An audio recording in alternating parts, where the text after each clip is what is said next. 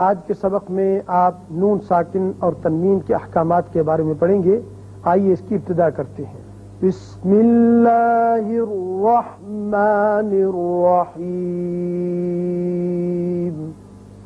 بسم اللہ الرحمن الرحیم. نون ساکن اور تنوین کے احکامات میں سے 4 حکم ہیں، یعنی اس کے 4 قاعدے ہیں. یاد رکھیے کہ جب نون ساکن اور تنوین الفاظ میں آتے ہیں تو ان کے بعد مختلف حروف آتے ہیں، اس لیے ان کے مختلف قواعد ہیں اور ضابطے ہیں. آج جو آپ قاعدے پڑھیں گے ان میں ہے نون ساکن تنوین کے. سب سے پہلا قاعدہ ہے اظہار حلقی. اظہار حلقی. دوسرا ہے ادغام، ادغام، اقلاب، اقلاب، اخفاء حقیقی. اخفاء حقیقی. اظہار حلقی، اظہار حلقی، ادغام، ادغام، اقلاب، اقلاب، اخفاء حقیقی. اخفاء حقیقی.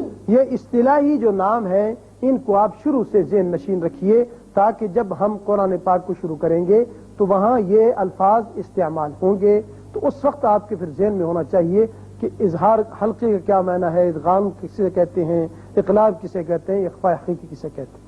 آج سب سے پہلا جو سبق ہے وہ صرف آپ کو اظہار حلقی کے بارے میں بتایا جائے گا کہ اظہار حلقی کیوں کہتے ہیں. نون ساکن اور تنوین کے بعد اگر حروف اظہار میں سے کوئی حرف آ جائے تو وہاں نون کو ظاہر کر کے پڑھتے ہیں اچھی طریقے سے.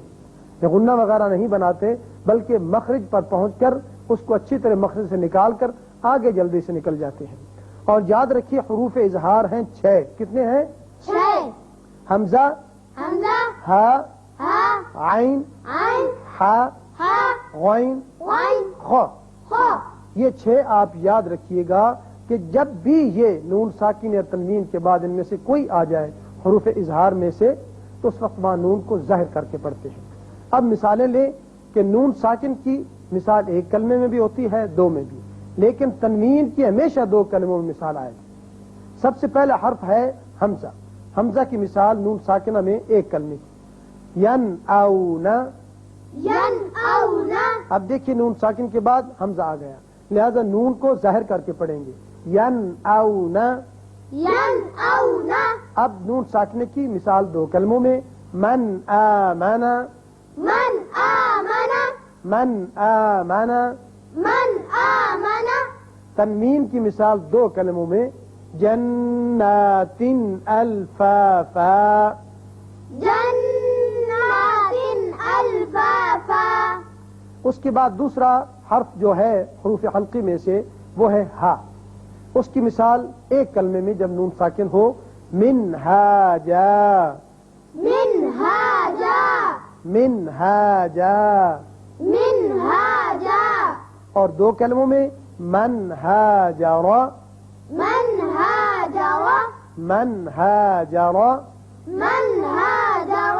اور تنوین کی مثال 2 کلموں میں، جروفن ہارن. جروفن ہارن. جروفن ہارن. جروفن ہارن. حمزہ ہو گیا، ہا ہو گیا. اس کے بعد ہے تیسری مثال عین کی. تیسرا عین جو حرف ہے یہ حروف حلقی میں سے ہے، انعمت. انعمت. اب نون ساکن کے بعد عین آ گیا، نون پر ہم نے اظہار کیا، نون کو ظاہر کر کے پڑھا، انعمت. انعمت. 2 کلموں میں مثال نون ساکنے کی، ومن عاد. ومن عاد. ومن عاد. ومن عاد. اور 2 کلموں میں تنوین کی مثال، سمیع علیم. سمیع علیم. دیکھیے تنوین جو نون اظہار ہوتا ہے یہاں تو اچھی طرح اظہار کریں گے ہم، سمیع نہیں کرنا، یا سمیع یہ بھی آواز غلط ہے. سارا دار و مدار اس کی نطق کا جو ہے وہ آواز پر ہے، لہذا جو آواز جہاں جس حرف کی جیسے نکلتی ہے اس کو آپ ذہن نشین کرتے جائیں گے تو انشاءاللہ آپ کے لیے آسانی ہوگی. سمیع علیم. سمیع علیم. آپ نے حروف اظہار میں سے 3 کی مثالیں سن لی، حمزہ، ہا اور عین کی. اب باقی ہیں ہا، غین، خا. اب تینوں کی مثالیں آپ کو سمجھاتا ہوں.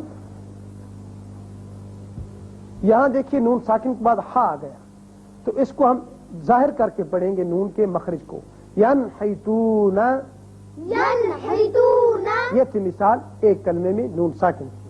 اب نون ساکن کی دو کلموں میں فَإِنْ حَاجُّوكَ، فإن حاجوك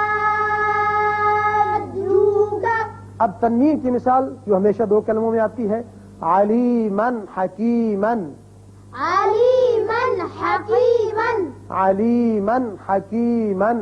عليما حكيما اس کے بعد ہے غین فَسَيُنْغِضُونَ، فسينعدون نون ساکن کو ہم نے ظاہر کر کے پڑھا فَسَيُنْغِضُونَ. فسينعدون اب دو کلموں میں مثال نون ساکن کی من غلن، من غل من غلن.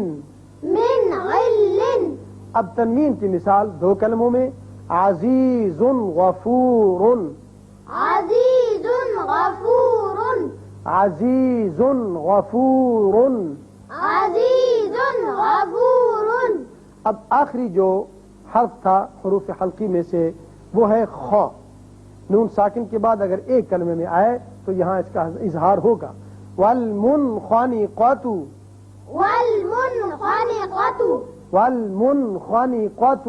والمنخنقة دو کلموں میں نون ساکن کی مثال من خیر، من خير من خیر.